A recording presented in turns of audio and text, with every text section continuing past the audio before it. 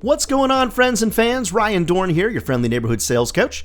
We're answering your listener questions sent in to ryan@ryandohrn.com. And gosh, we do our best. We get a lot of questions. I love them. We'll try to either respond to you via email, throw you here on a video or a podcast. But if I don't reply and you send over a question, I didn't get it because I reply to all of them. I love them. All right, next question comes from Tara in Fort Myers. I'm guessing that's Fort Myers, Florida. Hey, Tara. Hey, Ryan, I'm being told, I just got off a webinar, and I'm being told that there is no perfect send times for sales emails. You talk about send times all the time. Who's right and who's wrong? Tara, I'm right. I'm always right. Tara, here's what I can promise to you. I have to sell a couple $1,000,000 a year myself, and I will never share things that are theories. I only talk about things that are real. I don't like to pontificate. I like to talk, and I always have a little bit of an ego that I'm dragging behind, right? But I want to make sure that you know, from my mouth to God's ears, my heart to yours, that I'll never share anything with you that I'm not actively doing, okay? So I'm sure from a mass email perspective, there probably is not the perfect day or the perfect time. Now, I've been told Tuesday, Wednesday, Thursday are better days. I've been told mornings and afternoons, early evening are better. But then again, I've had some great luck sending emails on Saturday mornings, crazy as that may sound. So here's what I try to do. Let's back up a second, Tara from Florida. What I want to do is think about, what does my customer's day look like? So follow me on this, friends. What does my customer's day look like? So if my customer that I'm reaching out to is somebody in a service industry, well, more than likely they're starting at 7 o'clock. They're getting their trucks out in the field by 8. They just sit down at their computer by 9. Do you want to be the first person in their inbox? Maybe, maybe not at 9 o'clock. So maybe you try to structure it so your emails hit at the top of their inbox at 10 a.m., just as an example.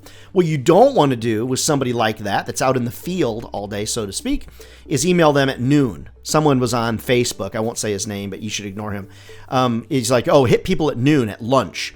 Well, there's nothing that frustrates me more than getting a bunch of email at lunchtime when I'm trying to catch up, right? So you might just want to consider, what does your customer's day look like? Now, in corporate America, Google it if you don't believe me, the two most common times for meetings are 10 a.m. and 2 p.m.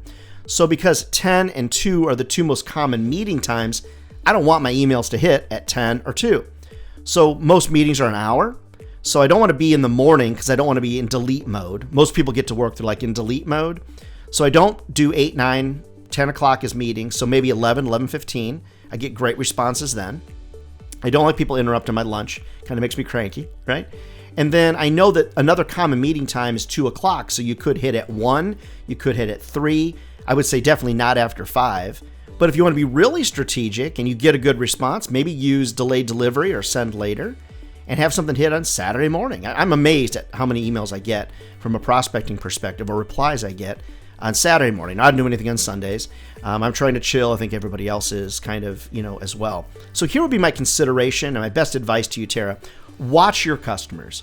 Adjust your email schedule to your customer's email. And don't follow the advice of people on Facebook or Instagram that claim to be a guru. Anytime somebody says they're a guru, I think I'm going to run in the other direction. Guru is like, run the other way. And look at your customers' lives and try to be in alignment with your customers' lives, not your life. One final thought. You might be, Tara, a 5 a.m. kind of person. Totally cool. Good for you, by the way. But if you're sending emails at 5 a.m., nobody's receiving those going, wow, look at Tara. She really gets at it. Early bird gets the worm, Instead, they're probably looking at that email like, 5 a.m.? What in the world, right? So you want to be strategic of when you hit people's inboxes to be at the top of the inbox at the most appropriate time for the person that you're sending it to. So Tara, I hope that advice helps, and let me know. Reach back out and let me know what your send times look like. I would share with you, I don't get great email replies on Mondays or Fridays.